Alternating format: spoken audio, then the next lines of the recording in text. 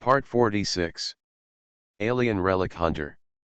Author, Enchenmi-san. Chapter 470. The soldier did not pull the trigger, these B-type mutants move too fast.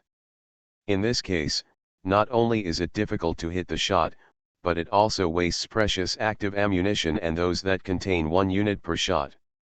The ammunition of the automatic weapons of carnivorous worm active cells is different. In order to achieve the fatal effect of 1 hit as much as possible, the charge of each bullet of the sniper rifle is 4 units. In this operation, the soldiers received only 2 magazines of active cell sniper bullets, which amounted to only 20 rounds in total. In the first round of the battle, he had already used 4 rounds. His finger was pressed against the trigger guard, tapping it slightly. His sight kept following the erosion seed, and his breathing rhythm was constantly adjusted accordingly. He was waiting for the target to slow down. The 8 drones had already flown over these mutant species, and the quadruple heavy machine guns began to roar. Although the bullets of these heavy machine guns were loaded with conventional warheads and could not kill the erosion species, the kinetic energy attached to them was, but it is real. A machine gun bullet with a caliber of 12.7 mm hitting a human body is enough to break an adult into 2 pieces, but hitting these monsters only slightly slows down their charging speed. Just a few. Launch remote-controlled guided missiles, the officer ordered. Along with several white trails, more than a dozen remote-controlled guided missiles were launched by the drone. From a distance of less than 200 meters, the missiles could be said to arrive in an instant, and a series of deafening explosions rang out on the battlefield. The power of the missile was not comparable to that of a heavy machine gun. The B-type mutants closest to the explosion point were immediately lifted up and fell heavily to the ground.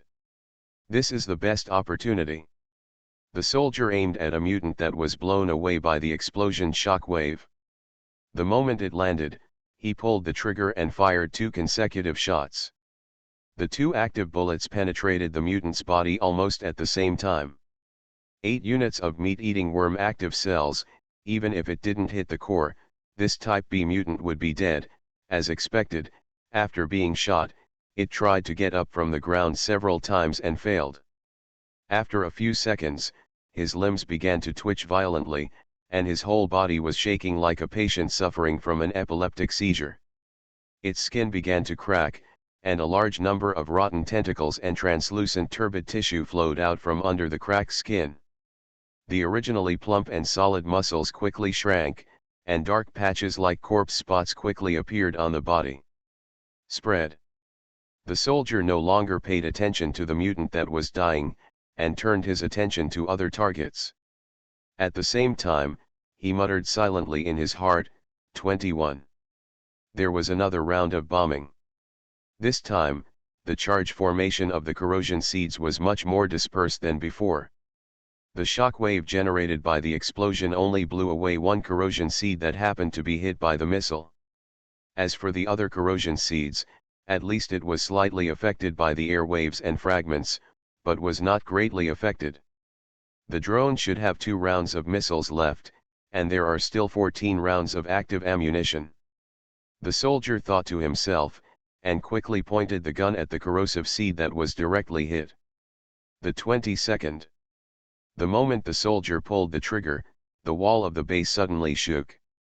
The sudden change caused his muzzle to shift several degrees, and the shot hit the open space more than 10 meters away from the target. What's going on?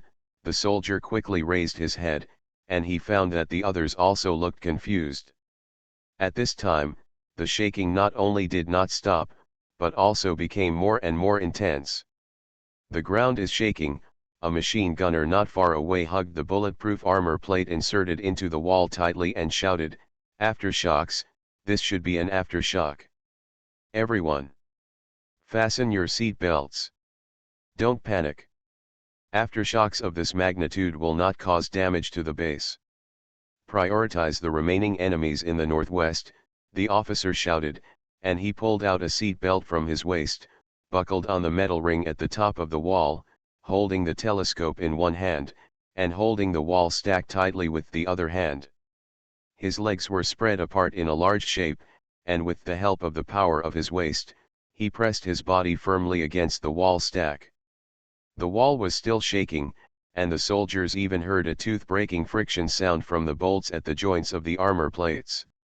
Although the foundation of the base can withstand aftershocks below magnitude 6, if the connectors of the armor plates fail due to metal fatigue, if broken, the wall will still collapse. The officer's words are just to stabilize people's hearts, but the soldiers also understand that the top priority is to deal with the erosion seeds approaching the base first. They are the main threat, even if the wall is not collapsed by the aftershocks. As long as any one of these B-type mutants crosses the wall, it will be a massacre. However, when the soldier once again cast his gaze into the distance, he was stunned. The ground in the distance did not shake. It seemed that only the support base and a small area around the base were shaking. No. This is not an aftershock. The soldier stood up and pointed in the direction of the mining area. There is no movement a few hundred meters away. Only the ground beneath our feet is shaking. The officer obviously also discovered this problem. He looked at the ground directly below with a hint of astonishment, but at this moment, the wall at the other end suddenly collapsed. The tons of armor plates, supporting frames, expanding foam used to fill the walls, and the soldiers standing on the walls fell into the large hole that suddenly appeared on the ground. The diameter of this large hole was more than 10 meters. And it was still expanding. The edge of the cave entrance was still cracking, and a large number of rocks were shattered. Several soldiers who had not had time to run to safety were thrown into the air and were swallowed up by this big hole in the blink of an eye. Finally, when the diameter of the hole expanded to nearly 20 meters, the shaking stopped, but for the soldiers stationed at the support base, the nightmare had just begun. With a creepy sliding sound, a giant centipede dozens of meters long crawled out of the hole. It stood up and looked down at the soldiers standing on the wall. The back of this giant centipede is a hard shell with a metallic luster, covered with fine bristles, and the sides of the body are densely covered with thousands of pairs of tiny warty legs. Of course, this small size is only compared to the huge centipede. In terms of the body, in fact, each wart foot is thicker than a human thigh. Just looking at these rhythmic warts is enough to make one's scalp numb, not to mention that some of them have human bodies hanging on them. They are soldiers who have just fallen into the big hole, and their bodies have been penetrated by wart legs, but not dead yet. They hung in mid-air, waving their limbs in vain, and moaning in pain from their mouths. The abdomen of this giant centipede is crowded with faces, thousands of human faces, including men, women, old and young, but their expressions are all the same, except for distortion, pain, and madness. Besides, the soldier could not think of any more adjectives to describe these faces. What is this? P.S. Thanks to book friend 1608300859257111 for the 100 starting coins. Alien Relic Hunter. Author, and Chen-Mi-san. Chapter 471. Chapter 451 SP No. 61. It's a brand new SP-type mutant. The speaker was a man wearing dark gray painted power armor, with a DAS armband hanging under the shoulder armor. If there is no other new SP in the past few days, for the record, its number should be No. 61. Is this also a seed of erosion? The soldier was stunned, and accidentally looked into the eyes of a human face on the belly of the centipede. Before he could react, what happened? Hundreds of thousands of people died tragically. The screams and howls sounded in the back of his mind. Ah, my head seems to be splitting. The soldier covered his head and squatted down with a look of pain on his face. My head hurts. It seems like there are many people screaming in my head. Don't look directly at those faces, the Security Bureau agent shouted again. It can launch mental attacks at the target through the side of those human faces. This kind of attack method cannot be defended. Then what should we do?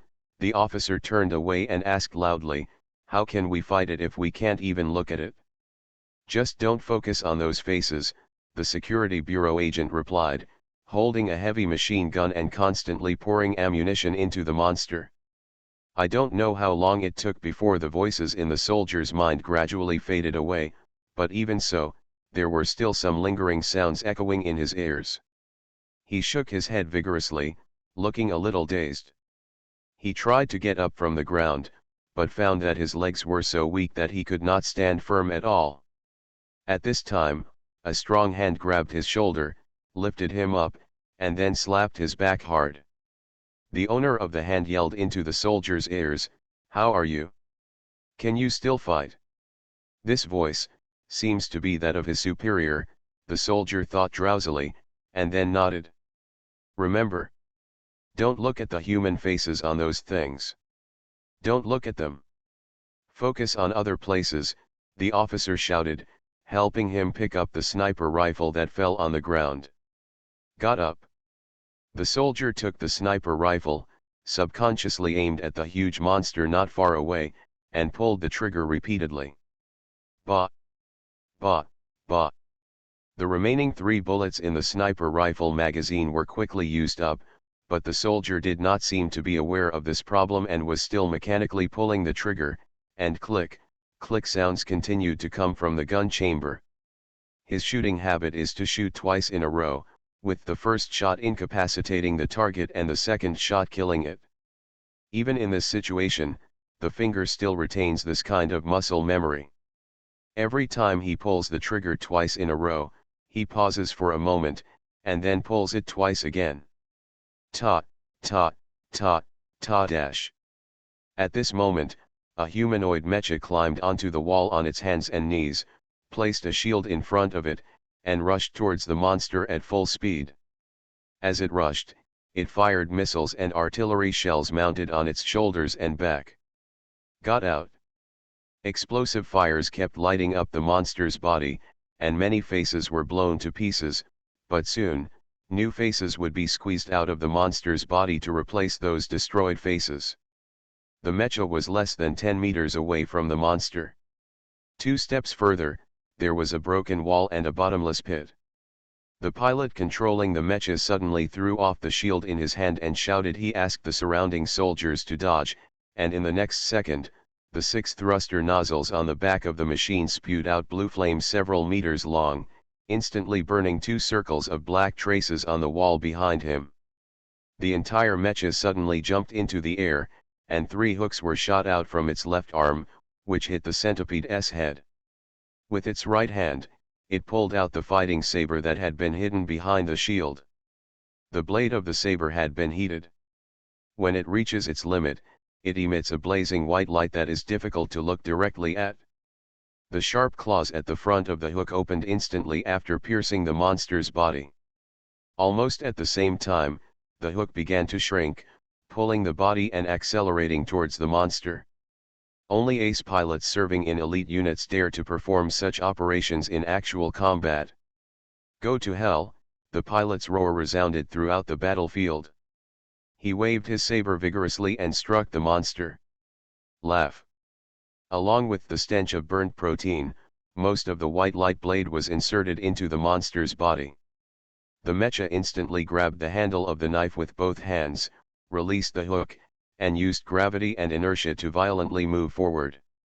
With the next pull, the saber immediately pulled out a large gash over 3 meters long in the monster's body with a scorched black edge. But before the soldiers could cheer, the scorched tissues fell off like skin, and countless pink granules squirmed out, threatening to plug the incision. The mecha's head was raised, and the Vulcan cannons mounted on both sides of the main monitor were fired directly into the cutout. I don't know if it was an auditory hallucination or an echo that had not yet dissipated. When the bullet entered the incision, the soldier holding the sniper rifle seemed to vaguely hear bursts of screams. Due to its limited size, the 6-meter humanoid mecha is equipped with a 12.7 mm head Vulcan cannon. This emergency weapon has very little ammunition reserve. After a while, the pilot put the Vulcan cannon. The ammunition was empty. However, the effect of this round of sweeping was also very significant. The incision was beaten into a bloody mess, and the granulation stopped growing. Streams of blood mixed with pus continued to spray out from the section of the tissue, even those who were close to the incision. Faces, they all closed their eyes. Conventional ammunition can cause damage to targets at close range, the Security Bureau agent shouted. Everyone, focus your fire on the faces on the monster's abdomen. They are very fragile. They are almost the same as human bodies. Is it about the same size as a human body? The soldier repeated the sentence with some confusion. If the physical strength of this giant monster is similar to that of a human being, how did it break through the hard rock formation and emerge from the ground?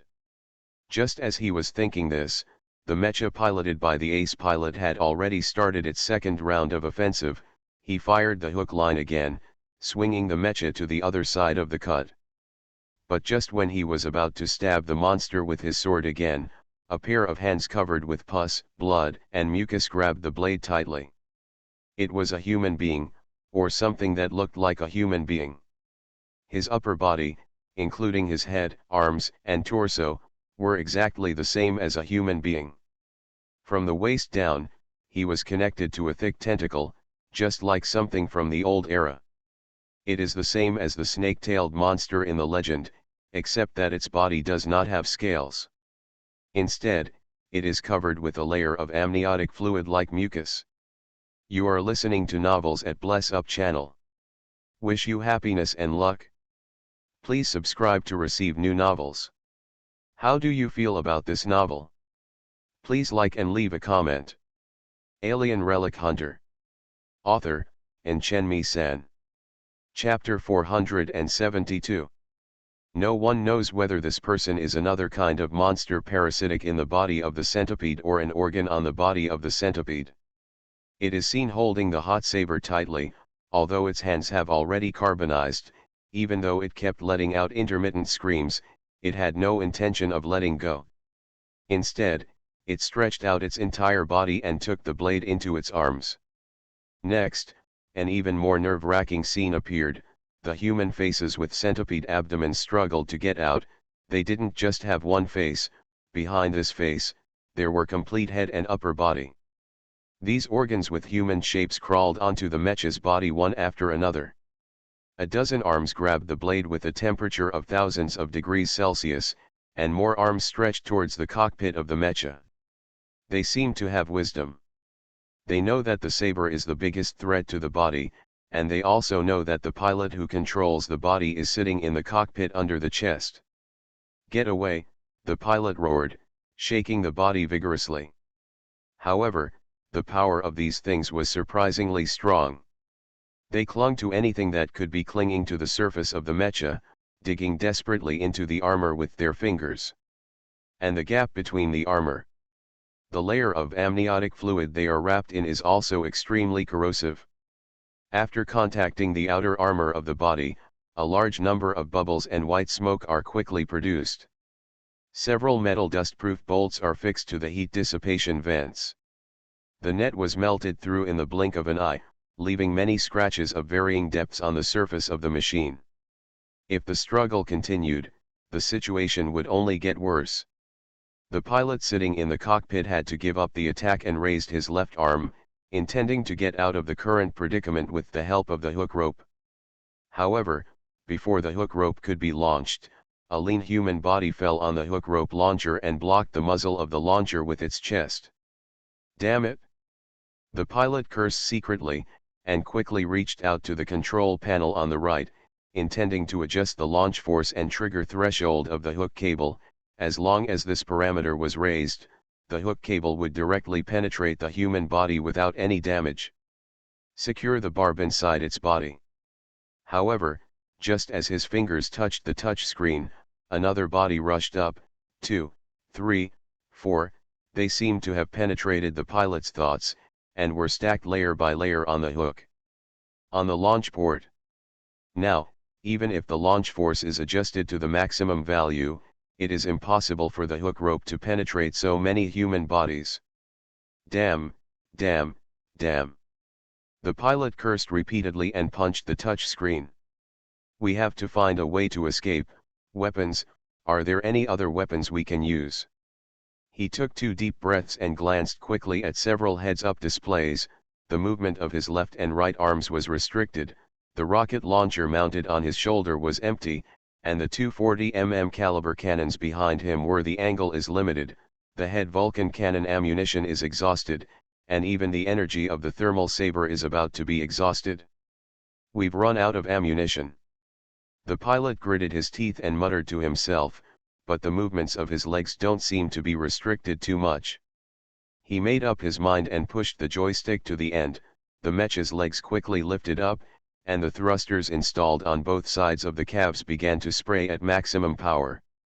This force took the machine body to fly away from the monster, and the arms holding the machine body were torn off one after another, but just when the pilot thought he was finally out of trouble, with a loud clang, the monitor screen in front of him suddenly disappeared, and a stream of hot air poured directly into the cockpit.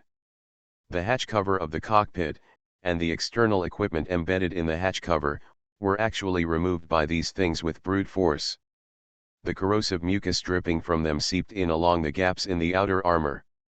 This mucus dissolved the locks of the hatch cover, and the entire hatch cover was already shaky, and when the aircraft accelerated backwards the force generated became the straw that broke the camel's back. Shit.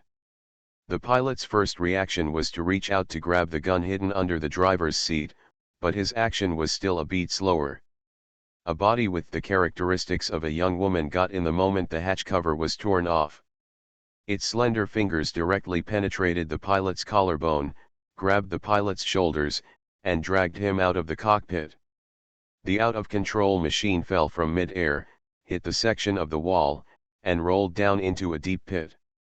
The female body quickly retracted into the body of the centipede, and together with the pilot caught by it. Fred is dead. Damn it! He is dead. Seeing Fred's number on the watch-type terminal turn red, the officer couldn't help but yell, "This damn monster! Damn it! Damn it!" Fred was the ace pilot who had just piloted the humanoid mecha. He had only served for 2 years and had already been promoted to the rank of captain. After the completion of this mission, his accumulated military exploits will definitely be enough for him to be promoted to a school officer, and then he will be transferred to a certain mecha unit or a mechanized mixed unit to become a commander. He was supposed to have an infinitely bright future, but now he was buried in darkness where he couldn't even see his fingers. "Sir, Captain Fred, he seems, not dead yet." The soldier seemed to see something and pulled the officer's sleeve hard. "What are you talking about? The electrocardiogram is in a straight line. Is it possible that he can still crawl out of the monster's belly?" "He is dead, but it seems, not completely dead." The officer looked in the direction of the soldier's finger and saw a brand new face squeezing out between the face of an old male with his eyes closed and a damaged face with only his chin left. Fred's face. On his cheeks, there are even red marks squeezed out by the lining of the helmet. It turns out that this is how the faces on this thing came. The officer murmured, "Then these thousands of faces, are they thousands of people?" After swallowing Fred, the soldiers who were skewered on the ward legs were also dragged into the opening, as if the opening was not a wound cut by a saber, but a wound on the monster's body. Like a mouth. The faces of the eaten soldiers soon appeared on the monster's abdomen. At this time, the officer suddenly stuffed an assault rifle into the soldier's arms, and then took out several magazines containing active ammunition and stuffed them into him. "Alan, I'm giving you an urgent task now. It's the key to the number 2 armored vehicle. After you go down, ignore the erosion seeds, drive directly into the mining area, and tell the commander and team leader Britta what happened here. The rest of me and the rest of the people will help you as much as possible. Hold back this big guy, and tell them not to go back the way they came. Even if you can't find them, you must leave a mark in a conspicuous place for them to see." Alien Relic Hunter. Author, Chen-Mi-san. Chapter 473.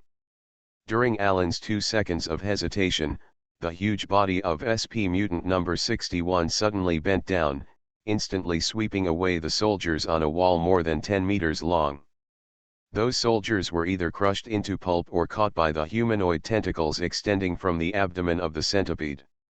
Only one guy who reacted quickly jumped off the city wall in time and survived. "Damn it! Everyone, get away from the city wall," the officer roared at the top of his voice. "Don't stay on the city wall. Find bunkers and fight back freely. Prioritize attacking the humanoid organs in the target's abdomen." Immediately afterwards, he said to Alan, "Hurry up and leave.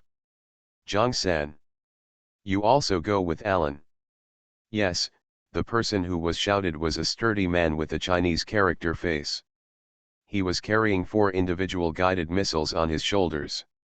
The combined weight of these 4 missiles and launch tubes was nearly 100 kilograms, and in his arms, he also held a fully automatic shotgun with extremely terrifying recoil and a belt-fed bullet. Zhang-san is not the real name of this muscular man, but a nickname. When he joined this elite team, others asked him what his name was. He said that his name was too difficult to pronounce and made everyone Zhang-san and Li Si. Just call him casually. Although everyone thought he was joking at first, over time, everyone got used to this extremely casual title. If nothing else, at least it's pretty easy to pronounce. "Alan, let's go." Zhang-san grabbed a new box of ammunition chains, jumped off the wall, and ran to the number 2 armored vehicle parked not far away. "If we leave, sir, you and the others." Before Alan finished speaking, he was interrupted by the officer. "If you two stay, can you change the situation of the war here? Get out of here. Don't waste the time that others bought for you with their lives. Don't think that it's asking you to become a deserter, and you have to complete a more difficult and important task." "But, Brother Alan suddenly changed his title. "Are you going to disobey the order if you don't leave?" The officer raised his leg and kicked him. Alan stumbled back more than a dozen steps and did not stop until he hit a wall. The force of this kick was so strong that Alan felt as if his internal organs were out of place, and he couldn't even speak a complete sentence for a while. "Do you want to be kicked to death by me? Get out of here." The officer's body from the waist down is an alloy-framed cyborg prosthetic. During a clearing mission with heavy casualties, in order to save his laggard brother, his original legs were chewed off alive by indigenous creatures. Because the wound was not treated in time, a series of complications such as blood loss and infection almost killed him. Although his life was saved later, he missed the opportunity to regenerate the severed limb and had to undergo prosthetic reconstruction surgery. "Brother, why don't you leave?" "I'll stay and wean you off." "Are you an idiot? I am the highest ranking person here, how can I leave?" the officer said angrily. "Get out. Don't let me and others die in vain." I know." Alan gritted his teeth, turned around and jumped off the wall. Alan quickly ran to the armored car, got into the cab, inserted the key, and started the car. "Alan, hurry. Those guys just rushed over."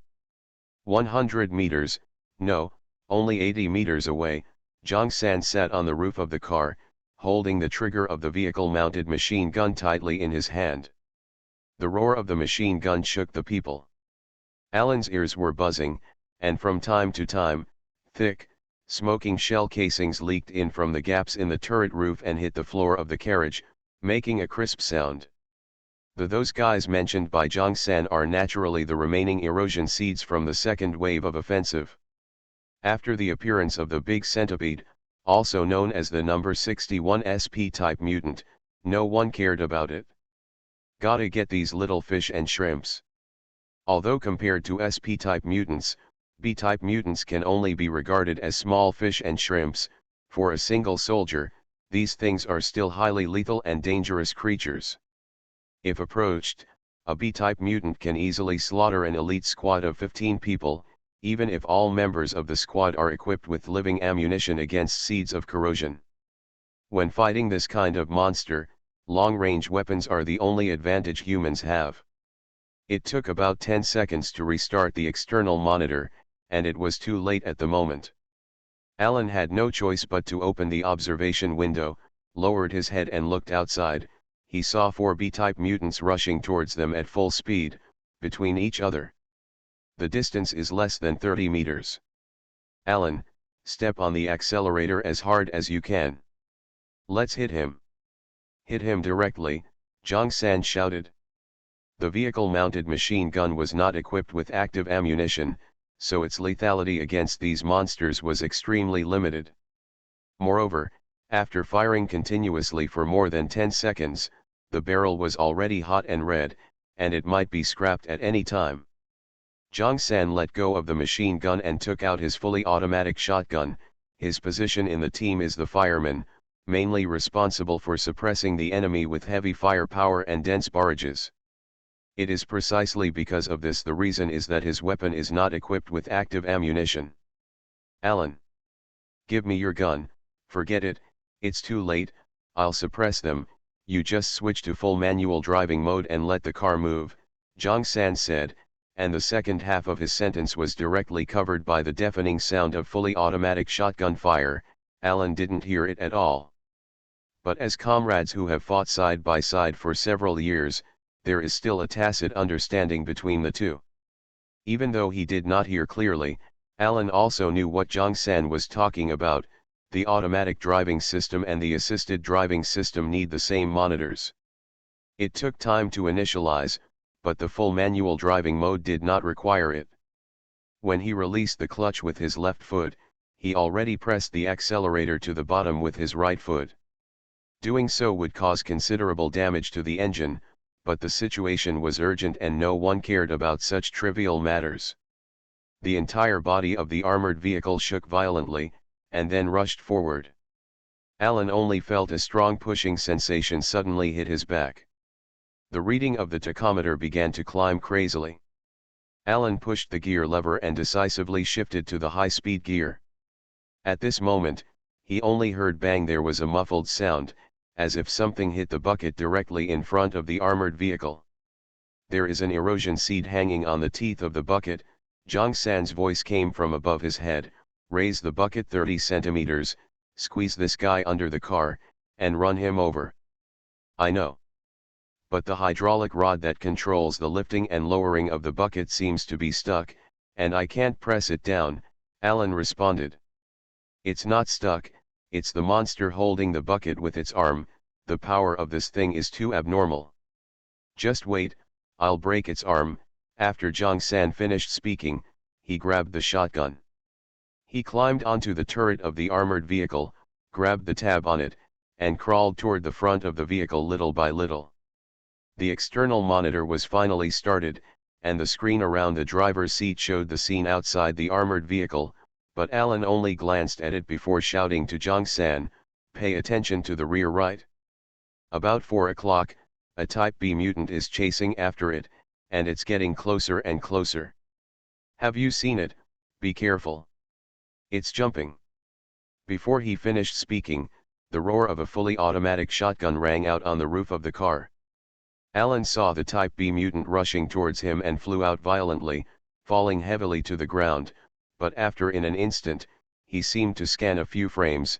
The mutant that fell out of the car seemed to be holding a large piece of blood dripping in his hands. The whole process lasted only a few tenths of a second, and Alan did not see clearly what the mutant was holding. Although the image on the monitor could be played back, he did not have the leisure time to check the video frame by frame. Zhang San? Zhang San? Are you okay? Alan asked a little anxiously. After the sound of the fully automatic shotgun stopped, Zhang San seemed to have stopped moving. For now, still alive after several seconds, Zhang San's weak voice came out from the earphones. He slowly crawled from the blind spot of the monitor to directly in front of a camera. Only then did Alan discover that the armor on Zhang San's lower abdomen on the right side had been torn apart by a terrifying force. The flesh and blood are blurred, and the squirming intestines can still be vaguely seen in the stomach. Hold on. I'll help you treat your wounds as soon as you get out of the combat area, Alan shouted in a panic. Do you have a medical kit on you? Stop the bleeding yourself first, this injury is not fatal. It's okay. Yes, you won't die. Jong-san lowered his head. He covered the wound on his abdomen with his hands. Blood was pouring out from between his fingers, dyeing the dark gray tactical gloves dark brown. Can you turn around a little? In the surveillance screen, I can't see your wound. Don't worry, it'll be fine. I've learned battlefield first aid and debridement surgery. I know how to sew and sew. Hold on. Alan held the steering wheel with one hand and rummaged desperately in the open backpack with the other hand. Damn, where is the first aid kit? I need scissors, gauze, and hemostatic forceps. It's useless, Alan. Jong-san shook his head at the monitor. I had direct contact with that thing. Even if you can take care of my wounds, I will soon become one of their kind. Alan was stunned. Jong-san was right. The most taboo thing when fighting against the corrosion seed is direct contact. The body that directly touches the corrosion seed may be infected, let alone being caught by the other party. Hurt. Those extremely aggressive alienated cells have already spread throughout Jong-san's body along the blood vessels. It won't be long before he becomes a container. This process is completely irreversible. He is alive, but dead. Sorry, it seems you have to complete this mission alone, Jong-san said a little weakly. After giving himself 2 injections of painkillers, he stopped sealing the wound and allowed the blood to flow from the wound. Come out. He took out several grenades from his backpack, strung the grenade tabs together with a strap, and then hung the string of grenades on his chest. Then, he removed the warheads of those individual missiles, set the fuses to timed detonation, and stuffed them into the ammunition bag on his waist. 2 more erosion seeds are catching up with me. I'll help you stop them. The rest of the way is up to you. After Jong-san finished speaking, he took off his helmet and stabbed a high-concentration stimulant directly into the main artery in the neck, directly injecting stimulants into the carotid artery. This behavior, in the eyes of ordinary people, is almost the same as suicide, but for a dying person, this is one of the fastest ways to stimulate the power of the drug. 1. As the medicine was injected, his eyeballs bulged outwards, as if they were about to roll out of their sockets at any moment. His originally pale cheeks also turned red due to congestion, and the veins on his forehead and neck swelled like earthworms. It stood up and was beating vigorously. His facial muscles twitched violently, and his mouth opened and closed, as if he wanted to say something to Alan finally, but he couldn't say anything at all. He stood up, let out an inhuman roar, and jumped towards the back of the car. Boom! Boom! Accompanied by the violent explosion, the strong air wave flew away the 2 erosion seeds chasing behind the car, and also blew Jong-san's body into pieces. A small piece of minced meat even stuck directly on the lens of the monitor. Alan noticed that a thin tentacle emerged from the piece of minced meat. I'm sorry. Alan muttered silently in his mind, and took the initiative to detonate the 2 pieces of reactive armor hanging on the rear of the car. With the shock wave generated when the reactive armor exploded, these contaminated pieces of meat were swept away from the car body. Even the ashes of the warriors who died in the battle with the seed of corrosion cannot be left behind.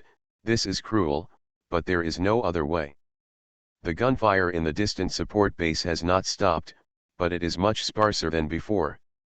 Alan doesn't know how long they can hold on.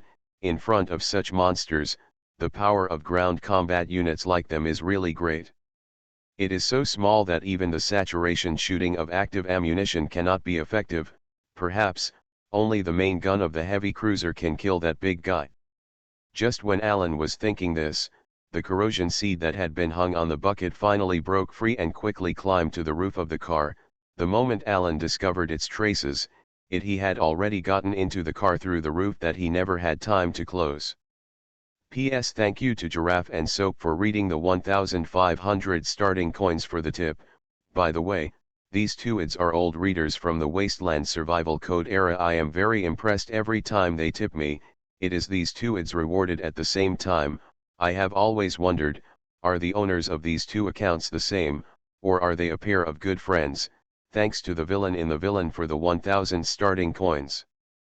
P.S. The bitch character of the bitch brother who couldn't live for 3 minutes has appeared. It seems that he has lived for more than 3 minutes. In addition, readers who want a bitch role can choose to join the book club to sign up or directly comment in this chapter. Leave a message. If there is a suitable actor, I will use it directly. Alien Relic Hunter, author, and Chen-Mi-san. Chapter 474. Damn it! Alan turned around and saw the Type B mutant's mouth opened at an extremely exaggerated angle. With human body structure, it would be impossible for the mouth to grow to such a large size unless the lower jaw was dislocated. For a moment, Alan thought of an Earth creature he had seen in a biological museum. Snake. A tentacle full of tiny fangs, or rather a tongue, shot out from the mouth and headed directly towards Alan's facade. It was too late for Alan to get out of the way. He could only lower his head as much as possible and lie on the steering wheel. There was a loud noise, and the carbon fiber seat back was shortened. Taking advantage of this opportunity, Alan turned the steering wheel to the left. The armor that was originally traveling at high speed in a straight line suddenly flicked, and the front of the car turned nearly 270 degrees. Speed. Fortunately, this is a tracked armored vehicle. If it were a wheeled vehicle, it would have overturned long ago. Under the influence of huge inertia, the B-type mutant that got into the car hit the fender on one side hard. Alan grabbed the assault rifle thrown on the passenger seat and aimed it at the nearby the monster. He didn't even need to aim, the gun was almost on top of him. Pulled the trigger. Da-da-da-da-da-da. Alan emptied the entire magazine in one breath and then slumped down. The magazine of this assault rifle is filled with active ammunition. There are 30 bullets in one magazine, and a total of 30 units of flesh-eating worm active cells. This dose is not saturated but overflowing. Type B, the mutant's skin is rapidly festering, and thick pus is constantly seeping out from under the blackened muscles. The tongue that was like a whip has now turned into a puddle of transparent gel. Thing. Alan took a few hard breaths, and then climbed up from his seat with some difficulty. He first checked whether there was any damage in the protective clothing on his body. Although the erosion seed was dead, if it had died before, it would have been damaged. If it is infected with other organisms, those invader cells will not die along with the original owner. Fortunately, although the surface of the clothes was stained with a lot of flesh and blood, there was no damage, and the sealing strips on the neck, collar, and hem were also intact. Alan breathed a sigh of relief, sat back in the driver's seat with some shock, and stretched out his hands to hold the steering wheel. He could no longer hear the gunshots from the support base, but no more erosion seeds were catching up. The only sound around him was the plop sound of magma flowing in the cracks and the sharp plop sound of gas ejected from the rock cracks. Whistle, there is no other sound. But that doesn't mean it's safe here. The deeper you go into the mining area, the more dangerous it will become. If you choose to turn around and march along the edge of the mining area, bypassing the support base and rushing into the wilderness, there's a high chance that you can still go back with a life. However, doing so would mean that he would be court-martialed as a deserter. However, all the eyewitnesses are dead, and the superior officer did not report his special mission to ARC. The recordings of communication equipment and vehicle driving records can also be erased. He has countless reasons to use to deal with the recorder at the filing office. As long as he chooses to conceal it, he can evade the due interrogation process and even get a beautiful medal. When communication is blocked, no one knows what happened at the support base. As long as he can return to the Ark alive, he can even become a hero instead of a deserter. The choice is his. Alan saw that his hands that were holding the steering wheel were shaking constantly. He wanted to stop the shaking, but his fingers refused to obey him at all, as if these hands did not belong to him. The SP-type mutants attacking the support base were already so terrifying. He couldn't imagine what kind of exaggerated combat power the heretical sect would invest deep in the mining area. A monster of this level should have been the opponent of an integrated armored division or a main fleet, but now, He only has one person, one gun, and 3 magazines of active ammunition. Want to escape? Alan kept asking himself in his mind. My brother gave me this task, maybe he hoped that he could survive, right? He stared closely at the dark screen under the steering wheel, which reflected his head. With a helmet on the outside of his head, he couldn't see his expression clearly. He knew that he was afraid. Many times, when a person rushes out of the trench with a gun in hand against a dense barrage, there is no fear in his heart. But once he stopped, curled up and crawled into a crater, pressing his head against the soil, the bullets flew past his head, he smelled the smell of gunpowder smoke and blood in the air, and looked not far away. The broken limbs and remains scattered on the ground, feeling the vibrations from the ground when the shells explode in the distance, the fear that disappeared will return again, emerging from the depths of the heart 1,000 times.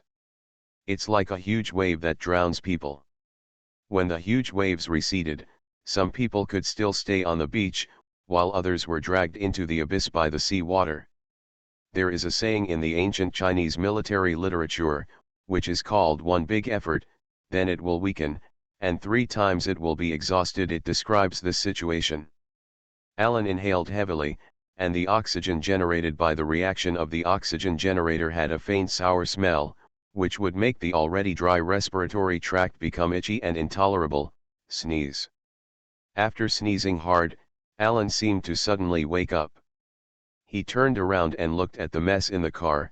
In the corner, there was also a box of unopened shotgun shell chains lying. I have to complete the mission. He bit his lip, started the car again, and drove deeper into the mining area. However, Alan only advanced less than a kilometer, and there was no place for armored vehicles to pass in front of him. The roads and railway tracks that originally extended in all directions in the mining area have become a thing of the past, replaced by countless rifts and gaps, and the flickering magma beneath the ground. He had to leave the car and start walking.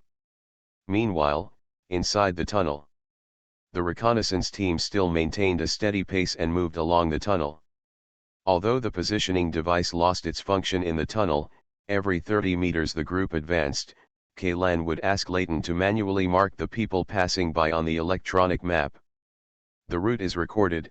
As of now, the route they have taken is an almost straight line, and they have completed half of the journey.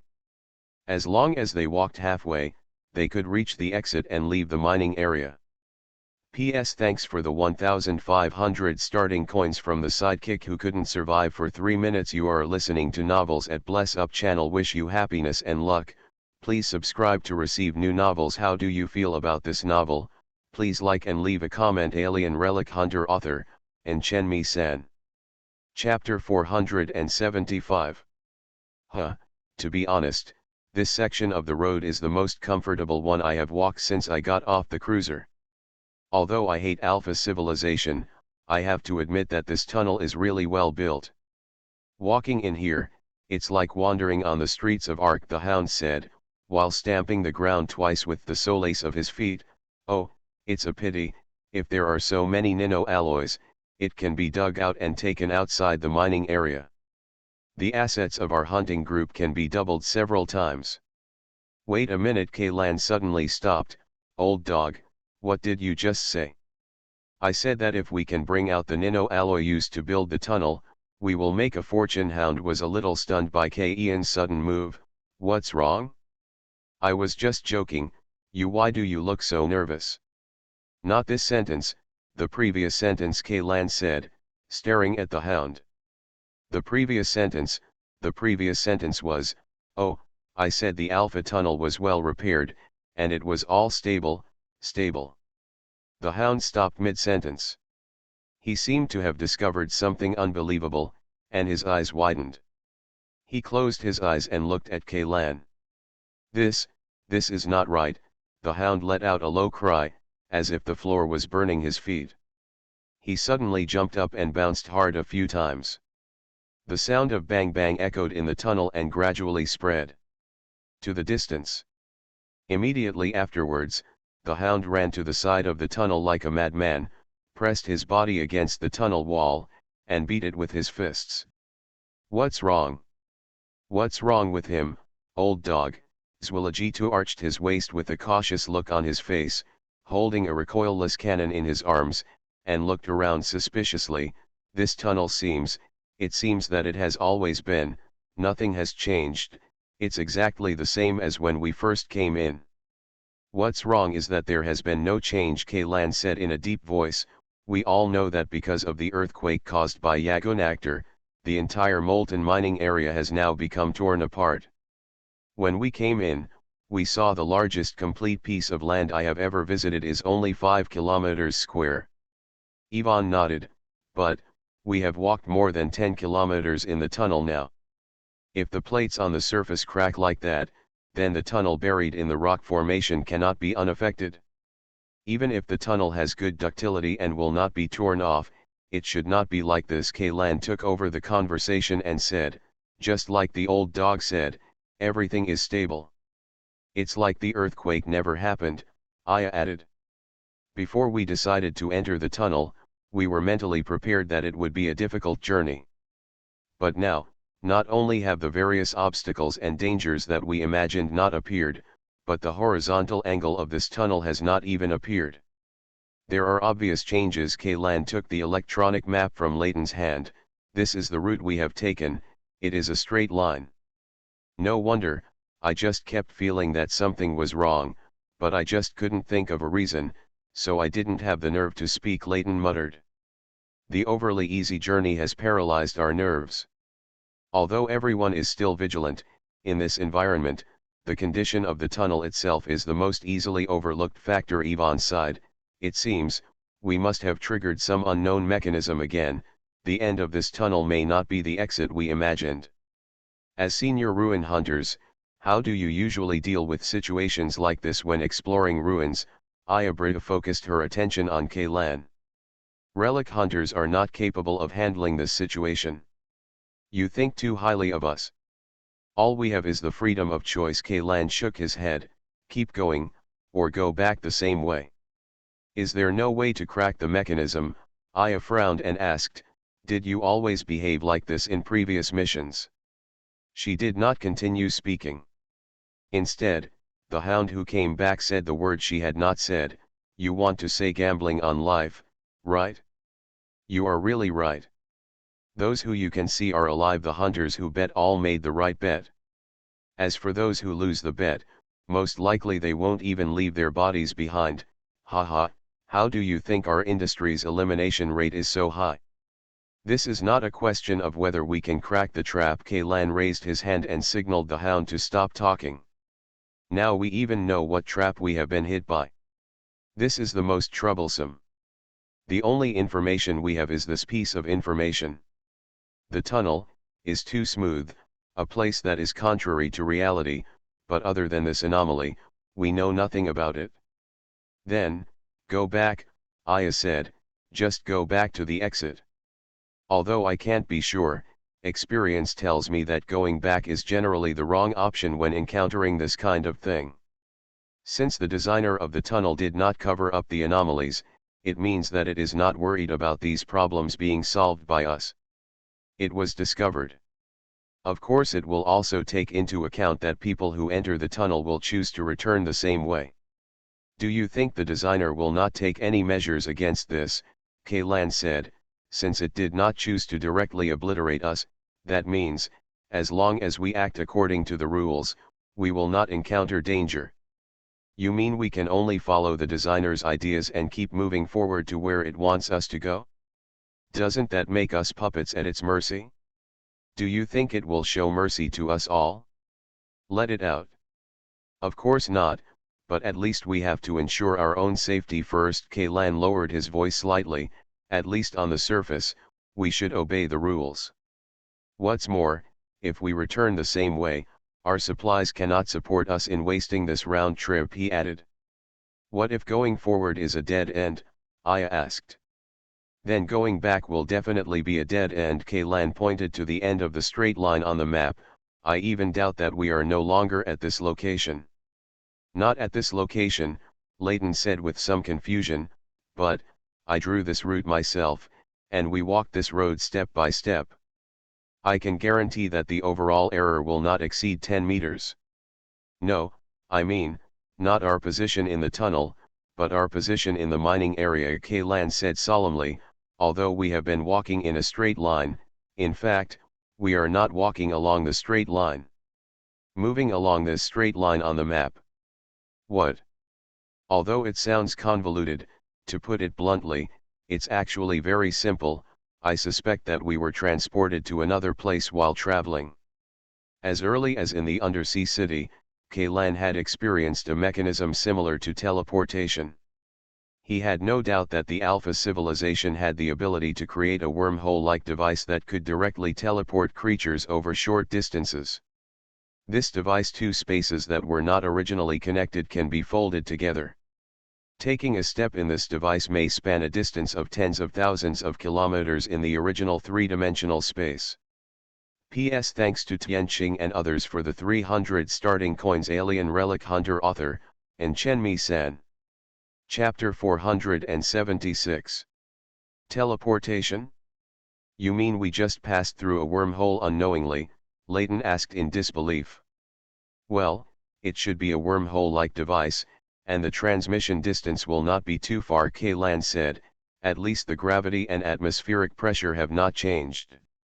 We should still be on Alpha Star. Is your conclusion too hasty? Aya questioned.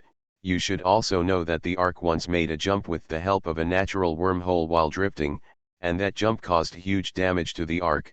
The overall damage rate was over 85%, and the number of direct deaths exceeded half of the entire population of the ship. It took us 15 years to restore power to the Ark, and the population of the Ark did not recover until 100 years later. The level before the jump. Aya continued. Even if this is just a short-distance transmission device, the operating principles of facilities such as wormholes, whether natural or artificial, are essentially the same. If we enter them, how can we don't you feel anything at all? With the technological level of Alpha civilization, whether it is starting from the stability of the wormhole-like device itself or starting from interfering with the user's senses, they have countless ways to prevent us from detecting the transmission process, not to mention. Kaylan did not continue. After all, in addition to Hound and others, there were also outsiders like Ayabrita here. After Kaylan inherited the contents of the stone tablet, there were a lot of information fragments related to Alpha civilization in his memory. Whenever he came into contact with something related to Alpha civilization, the information associated with it, fragments of information, will automatically emerge, although many times they are just fragments of little value. As long as Alpha civilization is involved, something will always appear. Whether it is words, sounds or images, this information seems to be imprinted in the depths of Ian's memory, so much so that when he sees some of the creations of the Alpha civilization that he has never seen before, he will feel a sense of déjà vu.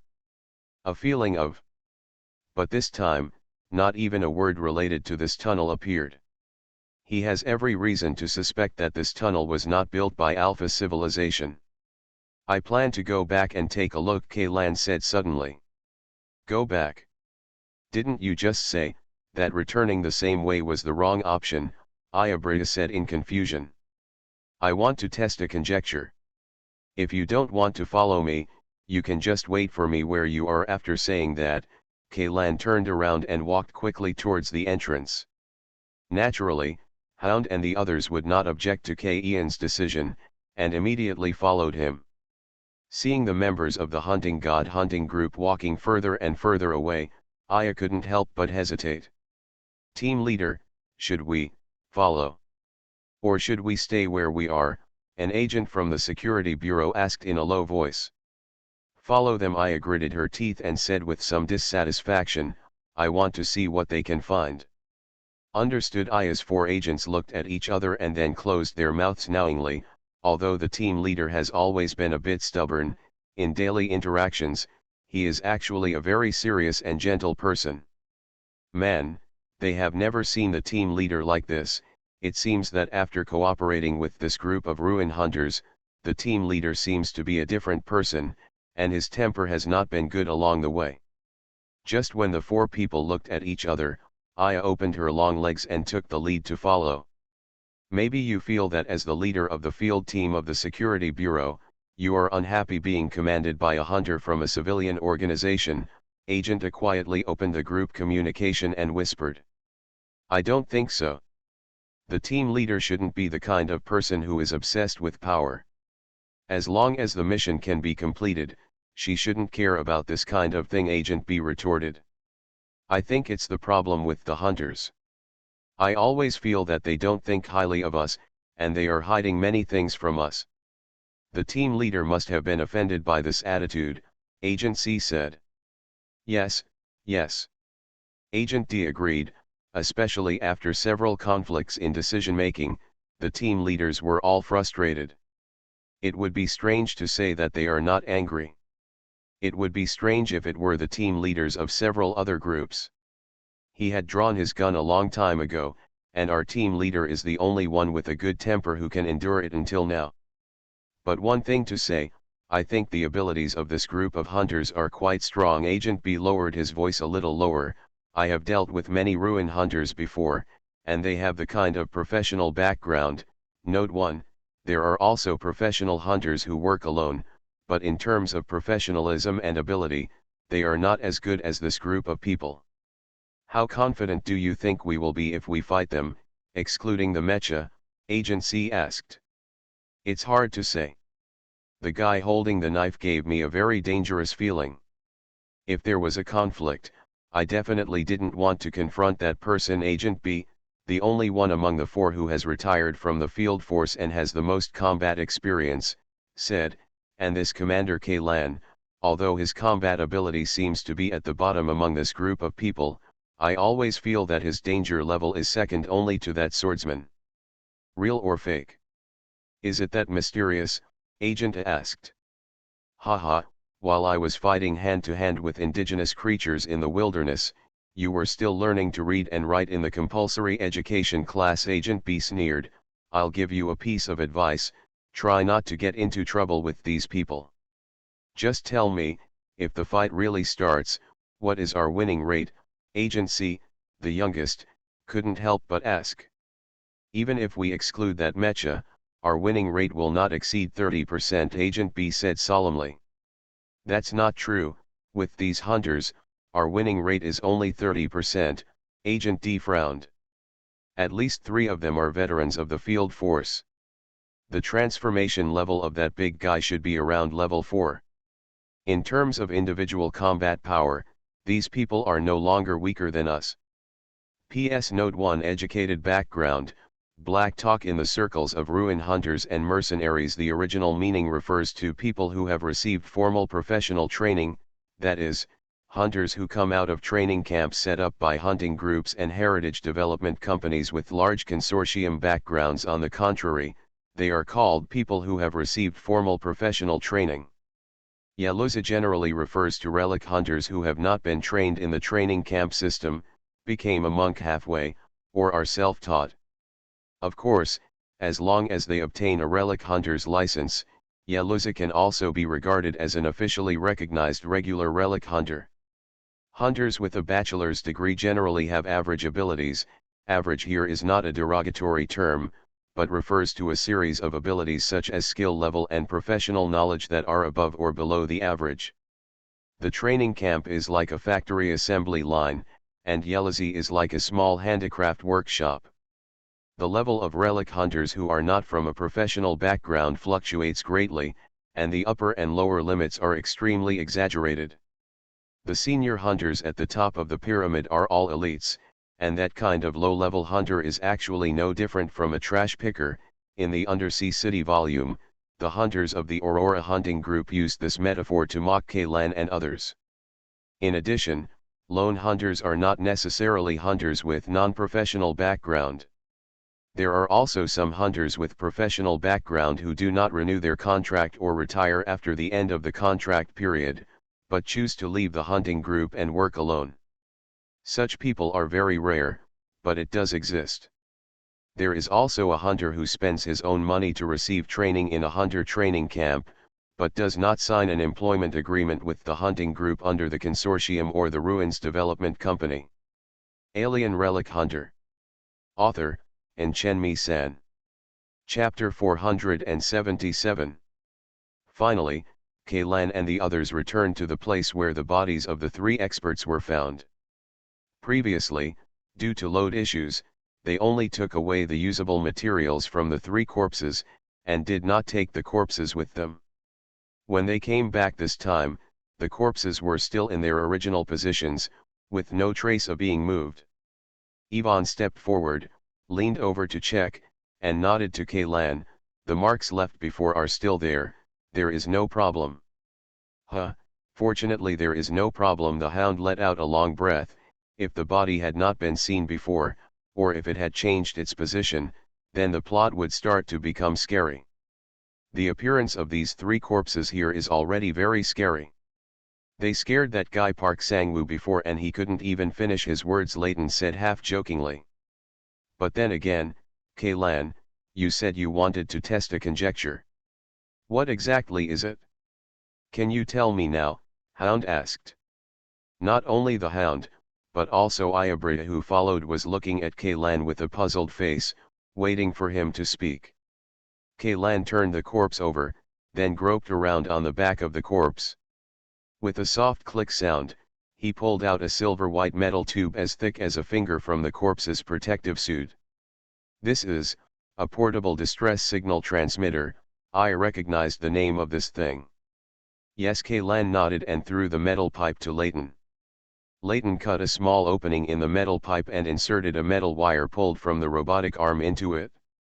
2 seconds later, the high-frequency signal light at one end of the metal tube began to flash, and everyone present also received the distress signal sent by the metal tube. "This thing has never been used, and the battery inside is full," Layton said. Kaylan pulled out the signal transmitters from the protective suits of the other 2 corpses, and the results were exactly the same as the first one. "These signal transmitters have not been activated. My previous judgment was wrong. They failed to escape from the Yagonactor." Kaylan's side, "They knew that the distress signal could not be sent out at this place, so they did not activate this thing." "What do you mean?" Aya asked in shock. "Where we are now, here." Kaylan pointed. "I think it should be the inside of Yagonactor." "How is that possible?" Aya's voice couldn't help but raise a few notches. "Do you think this joke is funny? Although I'm curious as to why their bodies appear here, I think team leader Aya is right." Park Sang-woo in the rescue cabin said, "The signal transmitter doesn't mean anything. Maybe it's in their desperation, they forgot, or they found traces of the heretical sect nearby, and they had to remain silent, but this could never be a Gunakotaur. This tunnel was discovered earlier than Yaguna, but Thor was several years earlier, and we have conducted many inspections and found no problems. Your point of view is so ridiculous, it doesn't make sense at all. The entrance to the tunnel is not far from here. Captain Brita, you can send your men there to see if the entrance we came in from is still there," Kaylan said. "You two, go to the entrance and have a look." Aya immediately assigned 2 agents. 15 minutes later, 2 agents ran back with frightened expressions on their faces. The entrance has disappeared." "What did you say?" Aya's eyes widened. "The entrance has disappeared. Where it was supposed to be, the entrance has turned into a passage exactly like this one. Even the magma on the ground has disappeared. We even walked forward another 200 meters." The agent looked at Aya, glanced at it and shook his head. "With one-way transmission nodes, it is basically impossible to return the same way," Kaylan said. 16 years ago, a group of ruin hunters encountered a similar situation while exploring the A-044 ruins. 4 The hunters entered a narrow corridor and lost consciousness instantly. When they woke up, they found themselves in a wilderness more than 600 kilometers away from the ruins. Unfortunately, the transmission device seemed to have malfunctioned. Only the upper body of a person was teleported out, while the lower body remained in that corridor. Later, people sent by the Institute conducted hundreds of experiments on that corridor, and they found that everything that entered the corridor would be completely or incompletely teleported to a random place in the wilderness. The maximum distance between the teleportation destinations will not exceed 3 kilometers, but no space nodes such as wormholes can be found in the wilderness. "Do you want me to use a drone to explore the road?" Layton asked. "It's not necessary. The maximum control distance of the drone is only 200 meters. Since we are no longer in the original tunnel, let alone 200 meters, even if we walk back 20,000 meters, we can't go back." Kaylan shook his head. "Could this tunnel be a closed loop?" Hound suddenly said. "Didn't we encounter a circular ice channel in the ruins of the bottomless sinkhole before?" "No, that time was in a dream. Even if there is such a seemingly straight passage in reality that is actually a closed loop, it is probably achieved by interfering with our perception by some means, but this means is essentially a kind of blinding method, just like the ghost wall, will not work on precision mechanical measurement equipment," Kaylan said, "unless they use a transmission device to connect the end of the channel when building this channel, it will not work."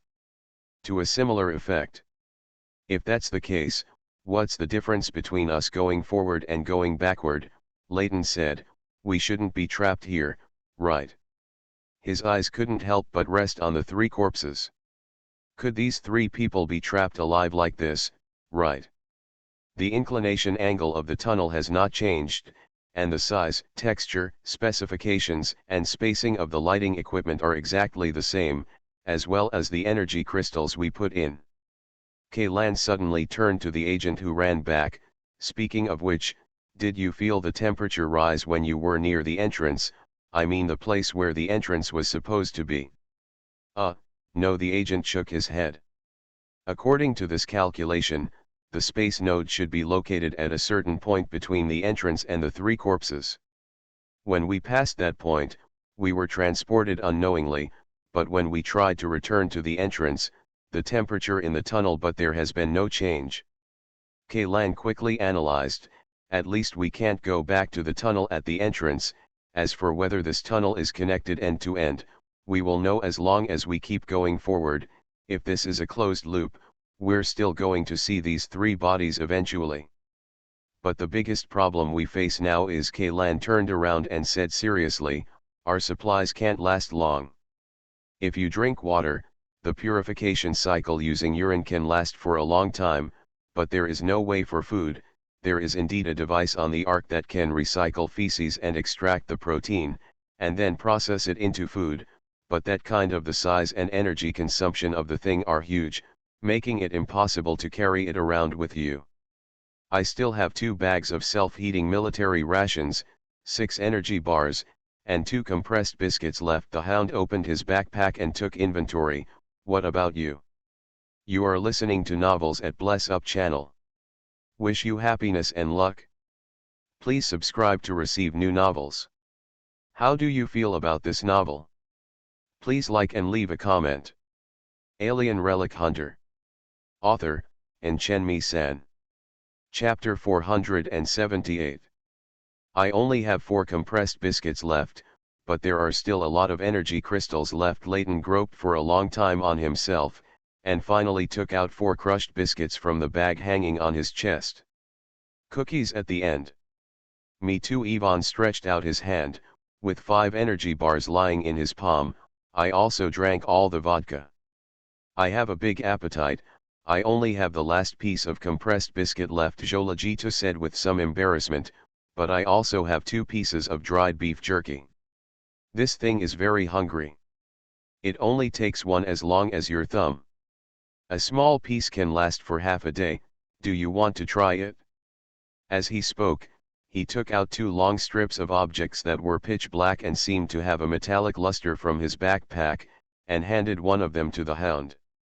"This thing is beef? Why have I never seen this kind of beef jerky?" The Hound looked at the long object in his hand and said with some suspicion, "The texture does look a bit like muscle tissue, but this is it too hard? Is this thing really edible? I always feel like it will knock out my teeth."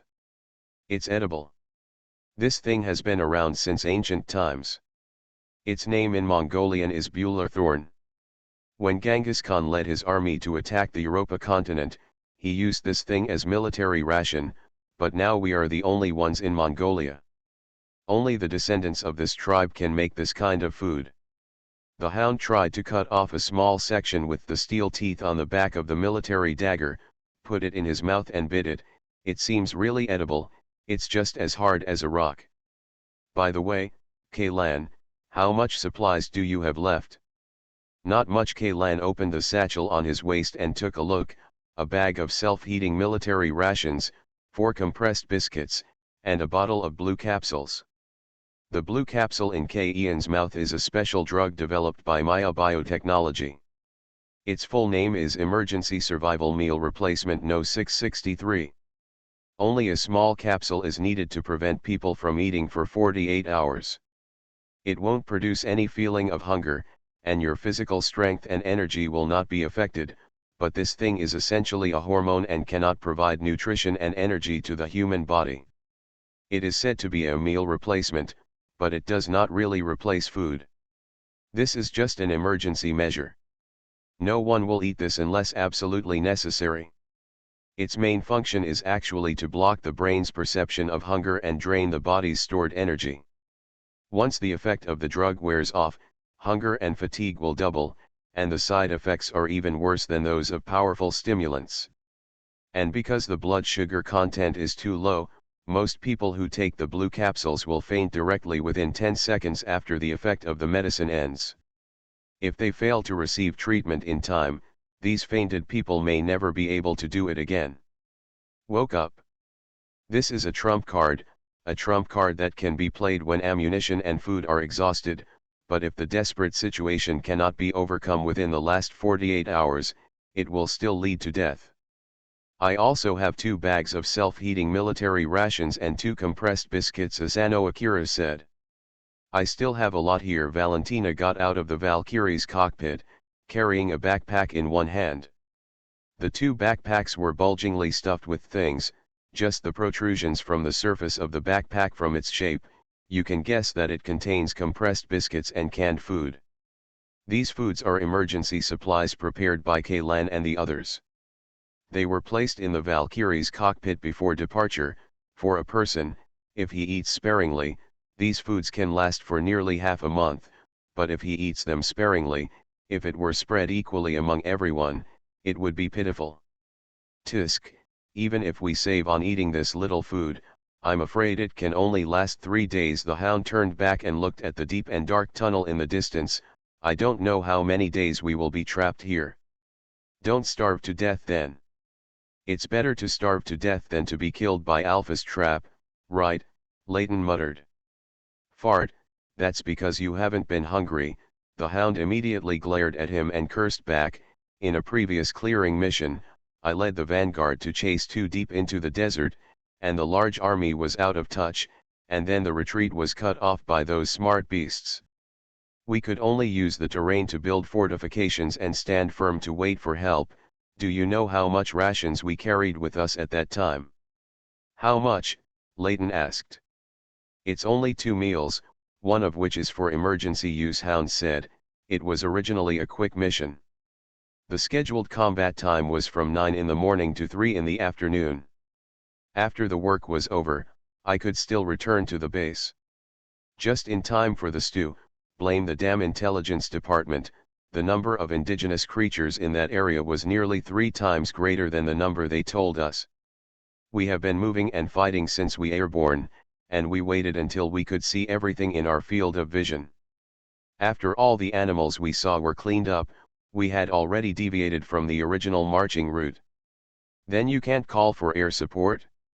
Let the transport plane pick you up. If that doesn't work, you can airdrop some supplies, Layton wondered. Do you think we don't want to? Do you know what target we wanted to eliminate in that mission? The hound gave him a look. It's the missing dog. Lost dogs are a kind of social indigenous creature that is similar in size to large dogs on the earth. The reason why they were given such a strange name is because their bones contain extremely strong magnetism. When dogs gather together, a large interference magnetic field will be formed. Electronic equipment and positioning devices will be disrupted by the magnetic field, making people who enter their territory disoriented. No wonder, what happened next, Layton couldn't help but ask. Although he had also served in the field force, he did not belong to a combat unit, but to the logistics support department. He had only heard such battle stories from the soldiers who had returned from the front-line combat troops to rest, but he had never experienced it himself. "I'm so hungry that I have no choice but to pick up the carcasses of those beasts to eat," the hound said while chewing hard on the bullerthorn that had been in his mouth for a long time but was still not softened by saliva. "The meat of these beasts is not only radioactive, but also damn poisonous, sour. Even if it is cooked, it is difficult to eat. Many soldiers have vomiting and diarrhea after eating it, but there is no way. In order to survive, they can only swallow it down your throat with your eyes closed. But our situation is worse now." Ivan looked around. "At least you still had the corpses of missing dogs to pick up and eat, but this tunnel only has metal and concrete. Oh, and those who don't know, the lighting equipment is made of whatever material, but no matter what material it is, I don't think our stomachs can digest this kind of thing." Alien Relic Hunter. Author, Chen-Mi-San. Chapter 479. There are 3 human corpses here. If they are handled properly, prions will not be infected by eating them. Maybe. Ivan turned his attention to the corpse lying on the ground. "This is absolutely not possible," the hound vetoed. "This is the bottom line. Even if I starve to death, I will never treat my own kind as food. Only wild beasts can do that kind of behavior. This is the difference between humans and animals. I just suggested." Before Ivan could finish his words, his expression suddenly changed drastically, as if he remembered something terrible. He bent over and retched, and Layton and Zwilligita quickly stepped forward to support him. "Doctor, what's wrong with you? Are you okay?" Layton asked quickly. "Sorry, I just said something I shouldn't have said." Ivan nodded towards the hound, then turned to look at Kaylan. Kaylan noticed that there was an indescribable worry in his eyes, and a hint of imperceptible despair. "Kaylan, I seem to have become a little bit, I'm worried. What if?" he said in a very low voice, and the corner of his eye quietly glanced at his prosthetic leg. "Don't worry." Of course Kaylan knew what he was worried about, so she walked up and patted his shoulder gently. "If that time comes, I will help you handle the matter, but before that, don't do anything stupid." "Ahem, okay." Ivan stood up straight and subconsciously covered his prosthetic leg with his other hand. He always felt that the place where the prosthetic leg connected with his body was aching, as if there were tiny tentacles coming from between the flesh and blood. It was as if he had emerged from the middle of nowhere. Even though he knew that all of this was just an illusion caused by fear, this illusion was so real that it would completely swallow up his sanity at any time. Although the invading cells of the seat of corrosion have been suppressed, the psychological shadow left behind is difficult to erase. It is difficult for people who have not experienced it personally to understand the despair. The hound stood aside, staring straight at Ivan for 5 minutes, then turned away and said to everyone, "I propose that the remaining food be kept in a unified manner and distributed regularly and quantitatively. Only in this way can we let's hold on for a longer time. No one should have any objections, right? Except for Valentina's special situation, the hound himself is the one with the most food. He making this proposal will not arouse the resentment of others. What's more, the relationship between the hunting group has long been, it has reached the point where we can trust each other with our lives, and there is no possibility of unfair distribution." Kaylandang even stuffed all the food he had left into the hands of the hound. "Old dog, you are more experienced than me in this regard. You will manage these supplies." "Okay." Hound nodded, then looked at Aya and the agents under her. "What about you?" Aya Brita hesitated for a second, and then handed the remaining food to the hound. Various cans, compressed biscuits, energy bars and the like piled up into a hill half a meter high in front of the hound, while he himself was holding a tablet computer and counting the types and quantities of supplies while doing so. Record. The total is 8 bags of standard meal self-heating military rations, 6 bags of large instant meal replacements, 47 compressed biscuits, 60 energy bars, and various cans totaling 25, plus 2 hard beef jerky that looks like a stone and a bottle of blue capsule. Hound said, "It looks like a lot of things, but the problem is that there are also a lot of mouths to eat, 1, 2, 3, 12, a total of 12 people, and in order to ensure combat effectiveness, we can't let you go hungry. From my experience, our supplies are enough for 4 days. Of course, if you use mechas to travel, you can save a lot of calories, so that's 5 days. Bar." The Hound held out 5 fingers and continued, "If we still can't get out of this hellish place after 5 days, we will have no choice but to take drugs, but even if you haven't taken this blue capsule, you will definitely. I've all heard of it.